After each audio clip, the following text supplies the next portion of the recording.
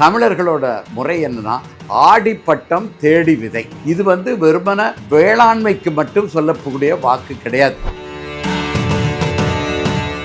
இந்த ஆடிப்பட்டம் தேடி விதைங்கிறதும் முன்னோர் வழிபாடும் சேர்ந்து இருக்கிறதுங்கிறது ஒரு சிறப்பானதாக இருக்கு.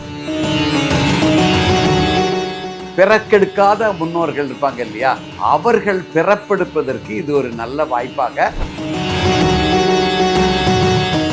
முன்னோர்கள்னா யாரு? 7 தலைமுறைக்கு முன்னாடி உள்ளவர்கள் எல்லாரும், அதுவும் அப்பா வழியில் 7 தலைமுறைக்கு முன்னாடி உள்ளவர்கள் எல்லோருமே நமது முன்னோர்கள். இப்போ சமஸ்கிருதத்தில் செய்தீர்கள் என்றால் அதுக்கு எந்த பயனும் கிடையாது. முன்னோர்களுக்கு சமஸ்கிருதமே தெரியாது, அவங்களுக்கு தெரிஞ்ச தமிழ் மொழி. அப்போ தமிழ் மொழியில் செஞ்சால் முன்னோர்களுக்கு சேருமா, அவர்களுக்கு புரியாத மொழியில் செஞ்சால் சேருமா? அந்த அமாவாசை வழிபாட்டில் குலதெய்வத்தை நம்ம அழைச்சிருப்போம். பிறப்பெடுக்காத ஆவினா பிறப்பெடுக்க செய்வார்கள் நம்ம குலதெய்வங்கள்.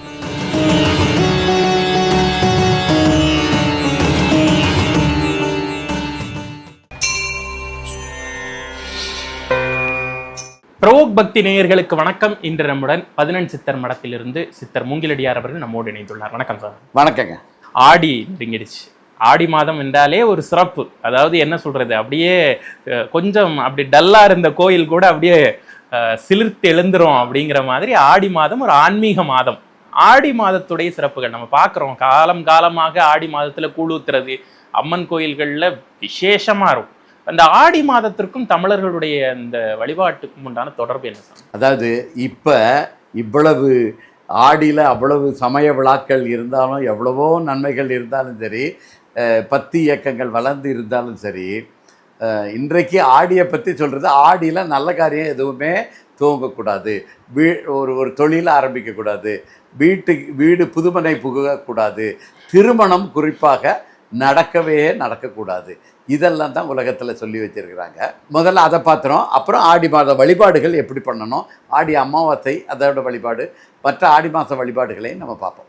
இப்போ தமிழர்களோட முறை என்னன்னா ஆடிப்பட்டம் தேடி விதை.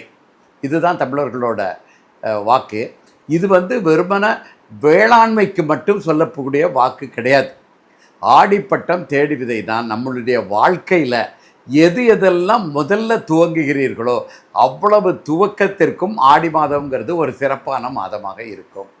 எப்படி மார்கழி மாதத்தை பீடை மாதம் சொன்னாங்க, அது 11 சித்தர் மடத்திலிருந்து தான். அதாவது 1980களிலிருந்தே நாங்கள் சொல்லிக்கிட்டு இருக்கிறோம். மார்கழி மாதம்ங்கிறது பீடை மாதம் கிடையாது, பீடுடை மாதம். ஏன்னா திருமாலே சொல்லி வச்சிருக்கிறாரு, மாதங்களில் நான் மார்கழி. அப்போ அது எப்படி பீடை மாதமாக இருக்க முடியும்னு 1980களிலே நாங்கள் புத்தகங்கள் வச்சுட்டு வெளியிட்டு இருக்கிறோம். அது இப்போ கொஞ்சம் கொஞ்சமாக பீடுடை மாதம்ங்கிறது மக்கள்கிட்ட ஏற்றுக்கொள்ளப்பட்டதாக ஆகியிருக்கிறது. அதே மாதிரி இந்த ஆடிப்பட்டம் தேடி விதைங்கிறது எல்லாவற்றிற்கும் புதிதாக எது ஆரம்பிக்கணும், ஒரு தொழில் துவங்கலாமா ஆரம்பிக்கலாம். ஆடி மாதம் சிறப்பான மாதமாக இருக்கும். அடுத்தாற் போல் புது வீடு புகுகிறீர்களா, இருக்கிற வீட்டில் நிறைய பிரச்சனை இருந்துச்சுதா, அப்போ இந்த வீட்டில் இருந்து ஒரு ஏற்றம் பெற வேண்டும் அப்படின்ட்டு அடுத்த வீடு மாறுகிறீர்களா, அப்பவும் உறுதியாக நம்ம பண்ணலாம். குறிப்பாக என்னென்னா ஆடிப்பட்டம் தேடி விதைங்கிறது பெண்கள் கருவுறுவதற்கு இது மிகச்சிறந்த அருமையான ஒரு மாதம். இந்த மாதம் பெண்கள் கருவுற்றார்கள் என்றால் அது ஒரு நல்ல குழந்தையாக பிறந்து ஒரு ஞான குழந்தையாக உலகியலையும் பல வெற்றிகளை குவித்து அருளியலாகவும் பல நல்ல நிலைகளை அடையக்கூடிய வாய்ப்பு இதில் இருக்குது. இதில் நம்ம என்ன செஞ்சிடறோம், திருமணத்தை நடத்தாதது ஒரு பக்கம் இருந்தாலும், அந்த ஆடியை ஒட்டி 2 மாதம் 3 மாதங்களுக்கு முன்னாடி திருமணம் நடந்தாலும் ஆடியில் புதுமண தம்பதிகளை பிரித்து வேற வச்சுருவாங்க. ஆடியில் சேரக்கூடாதுன்ட்டு வீட்டுக்கு அனுப்பிச்சி விட்டுருவாங்க. இதெல்லாம் தவறான பழக்கங்கள். இந்த பழக்கங்கள் எல்லாம் ஒரு 40-50 வருடங்களுக்கு முன்னாடி தமிழர்கள்ட்ட அந்த ஆடியில் பிரித்து வைக்கிறதுங்கிறது கிடையவே கிடையாது. இந்த 40-50 வருடங்களாகத்தான் ஆடியில் திருமணம் பண்ணாமல் இருக்கிறது முந்தியிலிருந்தே இருக்குது. ஆனால் இந்த 40-50 வருடங்களாகத்தான் திருமணம் பண்ணவர்களையும் பிரித்து வச்சிருக்கிற அந்த ஒரு கொடுமையான நடக்குது. இதை தமிழர்கள் புரிந்து கொள்ள வேண்டும். ஆடிப்பட்டம் தேடி விதைங்கிற மாதிரி புதிய தொழில்கள் நாங்கள்லாம் நிறைய தொழில்கள் ஆரம்பித்து கொடுக்குறதும் ஆடி மாதத்தில் ஆரம்பித்து சிறப்பாக வச்சுருக்கிறோம். ஆடி மாதத்தில் கோயில் கட்டுவதற்கான சிறப்பான மாதம் கோயில்கள் துவங்கி வச்சுருக்கிறோம். அடுத்த மாதத்தில் நாங்கள் கூட தீட்சை வழங்கும் விழா வச்சுருக்கிறோம். ஆடியில் தீட்சை வழங்கி பெற்றுக்கொள்ளுங்கள்ட்டு இப்படி ஆடியில் நாங்கள் பயிற்சி வகுப்புகள் துவங்குறதெல்லாம் ஆடி மாதத்தில் தான் துவங்குவோம். ஏன்னா ஆடிப்பட்டத்தில் அந்த விதைனா கல்விங்கிறது ஒரு விதை தான். அதெல்லாம் இருந்துச்சுன்னா சிறப்பான வளர்ச்சியை பெறுங்கிறது தான் உண்மை. இதை தமிழர்கள் புரிந்து கொள்ள வேண்டும். ஆடி மாதத்துடைய சிறப்புகள் அப்படின்னு பார்க்குறப்ப அம்மன் வழிபாடு, கூழ் வார்த்தல், அதே நேரத்தில் முன்னோர்களுடைய வழிபாடு. நம்ம குறிப்பாக சொன்னால் ஆடி அமாவாசை இதில் வருது. தமிழர்களுடைய மிக முக்கியமான ஒரு முன்னோர் வழிபாட்டு பண்டிகையாக நம்ம ஆடி அமாவாசையை கொண்டாடுறோம். இப்போ இந்த ஆடி அமாவாசையுடைய கருத்தாக்கம் என்ன? இந்த ஆடி அமாவாசைங்கிறது முன்னோர்களுக்கு.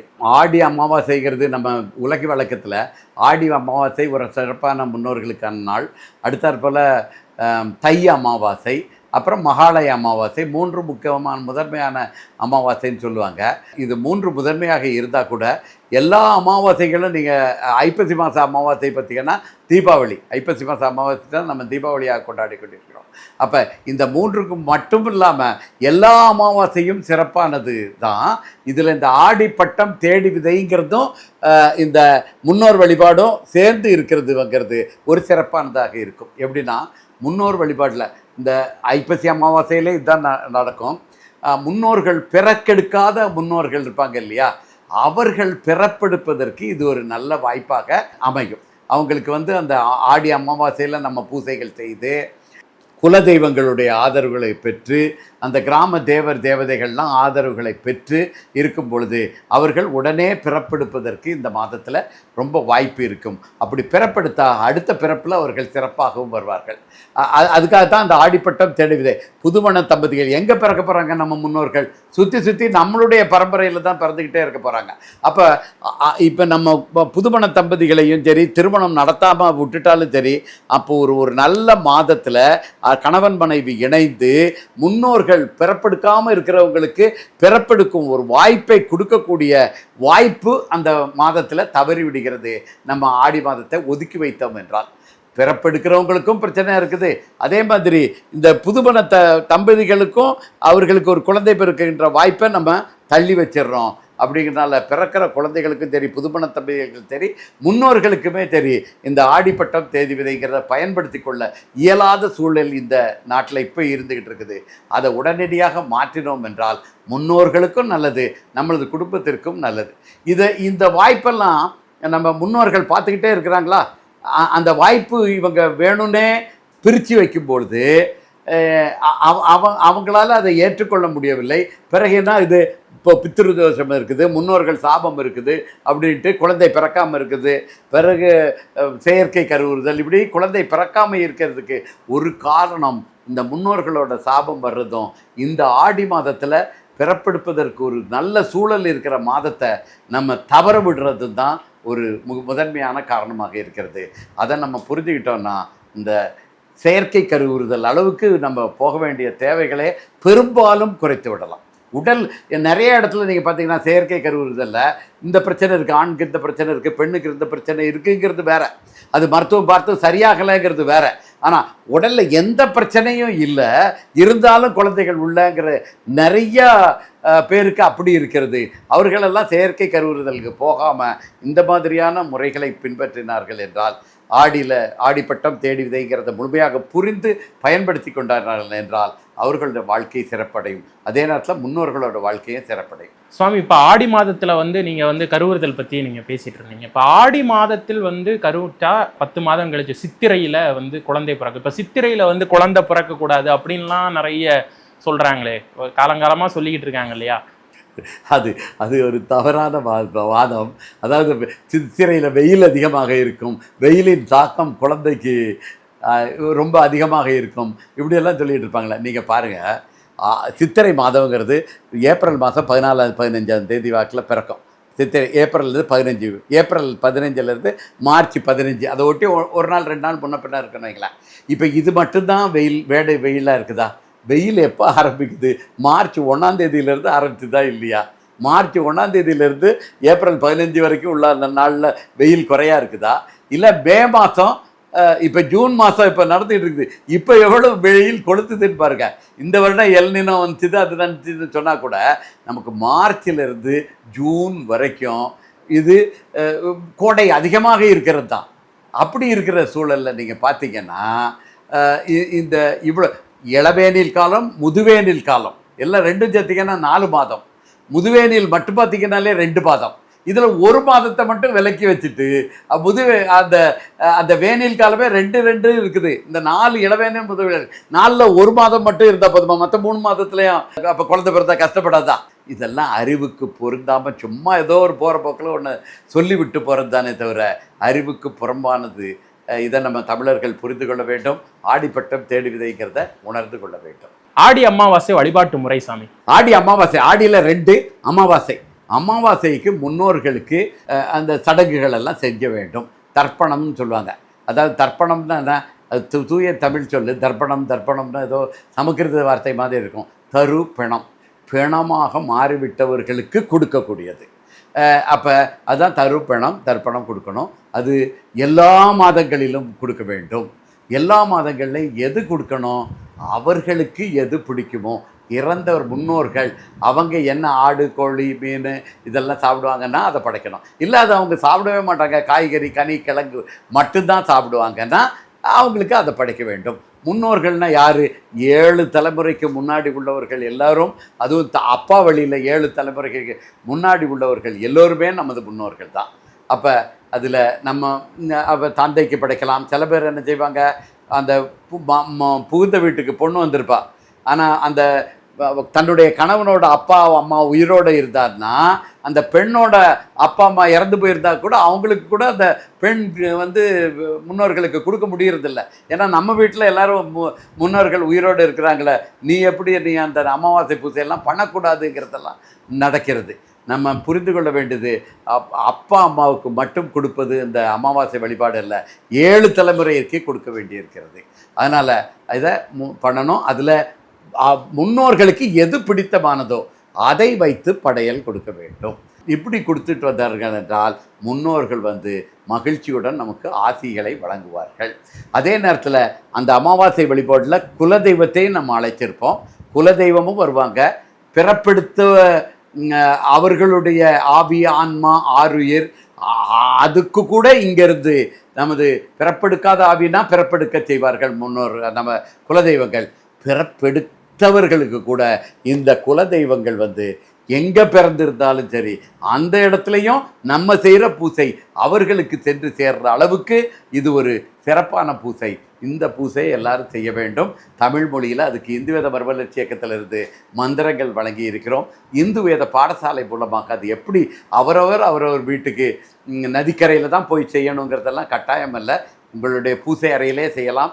இறந்தவர்கள் எந்த வீட்டில் இருந்தாங்களோ அந்த இடத்துல செய்யலாம். நதிக்கரை கடல் எல்லா இடத்துலையுமே போய் செய்யலாம். ஆனால் இன்னொருத்தரை வச்சுக்கிட்டு தான் செய்யணுங்கிறது இல்லை. அதுவும் குறிப்பாக சமஸ்கிருதத்தில் செய்தீர்கள் என்றால் அதுக்கு எந்த பயனும் கிடையாது. ஏன்னு வேண்டிங்கன்னா அந்த முன்னோர்களுக்கு சமஸ்கிருதமே தெரியாது, அவங்களுக்கு தெரிஞ்ச தமிழ் மொழி. அப்போ தமிழ் மொழியில் செஞ்சால் முன்னோர்களுக்கு சேருமா, அவர்களுக்கு புரியாத மொழியில் செஞ்சால் சேருமாங்கிறது ஒன்று. 2வது, அந்த மந்திரங்கள் எல்லாமே ஒரு அசிங்கமான பொருளை தரும் மந்திரங்கள். இந்த திருமணத்தில் எப்படி பலருக்கு மனைவியாகி அதுக்கு பிறகு இவருக்கு இந்த திருமணம் நடத்துகிற புரோகிதருக்கு மனைவியாக்கி அதுக்கு பிறகு எனக்கு கொடுக்குறாங்கிறாங்க. இதை கூட அவங்க என்ன சொல்லுவாங்கன்னா இப்போ புதுசாக சொல்கிறாங்க, பதினா கணவன்கிற அர்த்தம் கிடையாது, தலைவன்கிற அர்த்தம் இருக்குது. அப்போ சோமனை தலைவனாக்கி இவரை தலைவனாக்கி எல்லாரையும் தலைவனாக்கிறீங்க. சரிங்க, இந்த திருமணம் பண்ணி வச்சுட்டு இருக்கிறார 3000க்கு 4000க்கு நம்மகிட்ட தட்சணை வாங்கிட்டு போகிறார, அவரை ஏன் தலைவனை அந்த பொண்ணு வச்சுக்கிடணும்? எதுக்காக வச்சுக்கிடணும்? ஆக இந்த பதிங்கிறதெல்லாம் உண்மையிலே பதிங்கிறது கணவன்ருக்கு தலைவன்ருக்கு இருக்குது. ஆனால் இவரை ஏன் தலைவனாக வச்சுக்கிடணும்? அப்போ முழுக்க அதெல்லாம் தவறானவை. அதே மாதிரி தான் இந்த தர்ப்பணம் பண்ணும்போது கொடுக்கக்கூடிய மந்திரங்கள் என்ன சொல்லுதுன்னா ஒருவேளை என்னுடைய தாய் இப்போது இருக்கிற என்னுடைய தந்தை இப்போது ஒருத்தர் இவருக்கு என்னை பெறாமல் வேறு ஒரு ஆணுக்கு என்னை பெற்றார்கள் என்றால் இந்த நான் வைக்கிற இந்த பிண்டங்கள் எல்லாம் என்னுடைய உண்மையான தந்தைக்கு போய் சேரட்டும். பயாலஜிக்கல் ஃபாதருக்கு போட்டோம், இப்போ இருக்கிற ஃபாதருக்கு போகக்கூடாது இப்படின்ட்டு ஒரு மந்திரம் இருக்குதுங்க. இந்த மந்திரத்தை சொல்லித்தான் நம்ம செய்யணும்னா தமிழர்கள் சிந்திக்க வேண்டும். இது ஆடி அமாவாசை பற்றினது. கூழ்வார்த்தல்ங்கிறது செவ்வாய் வெள்ளி ஞாயிறு 3 நாட்கள்லேயும் கூழ் வார்க்கும் வழக்கம் இருக்கிறது. அம்மனுக்கு கூழ் வார்த்து வணங்குறது படையலாக வழங்குறது. அதில் பார்த்திங்கன்னா கட்டாயமாக கருவாட்டு குழம்பு, அகத்திக்கீரை, கருவாட்டு கிழம்பு, முருங்கைக்கீரை, அகத்திக்கீரை இதெல்லாம் வச்சு வழிபடும் முறை இருக்கிறது. நம்ம முறையே சைவம், வைணவம், அசைவம் அப்படிங்கிற வேறுபாடெல்லாம் இல்லாமல் வழிபடக்கூடியது தான் தமிழர்களின் முறை. சங்ககால பாடல்களில் முருகனுக்கே கடா வெட்டி கும்பிட்டதாகத்தான் சங்ககாலில் 50க்கும் மேற்பட்ட பாடல்கள் இருக்கின்றன. அதனால் இனிமேலும் அமாவாசை அன்னைக்கு நம்ம சாப்பிட மாட்டேன், அமாவாசை அன்னைக்கு படையல் வைக்க மாட்டேன், மற்ற நேரம் தான் சாப்பிடுவேன். ஒரு விஷயம் தப்புன்னா எப்பவும் தப்பு தான். சாமி நீ அமாவாசைக்கு முந்தின நாள் சாப்பிட்டேன்னா இந்த தப்பு கிடையாது, அமாவாசை அன்னைக்கு சாப்பிட்டேன்னா தப்புன்னு சாமி சொல்லுமா? அப்போ அப்படி சொன்னிச்சுன்னா அது என்ன சாமி? அதனால் வேறுபாடின்றி முன்னோர்களுக்கும் படைப்போம், அம்மனுக்கும் படைப்போம், அம்மனுடைய அருளை பெறுவோம், முன்னோர்களின் ஆசிகளையும் நம்ம பெறுவோம், முன்னோர்களையும் ஒரு பிறப்பெடுக்க வைப்போம். எல்லாவற்றையும் நாமும் இவ்வுலக வாழ்க்கையிலும் இவ்வுலக வாழ்க்கையை நிறைவு செய்த பிறகும் மகிழ்ச்சியோடு வாழ்வோம். அதற்குண்டானது தான் இந்த அமாவாசை பூசைகளும் ஆடியில் நடக்கிற அனைத்து பூசைகளுமே. நன்றி சாமி. பிரபக்பக்தி அன்பர்களுக்கு இந்து வேத மர்மலட்சி இயக்கத்தின் வணக்கங்கள், வாழ்த்துக்கள். ஓம் திருச்சிற்றம்பலம். ஓம்.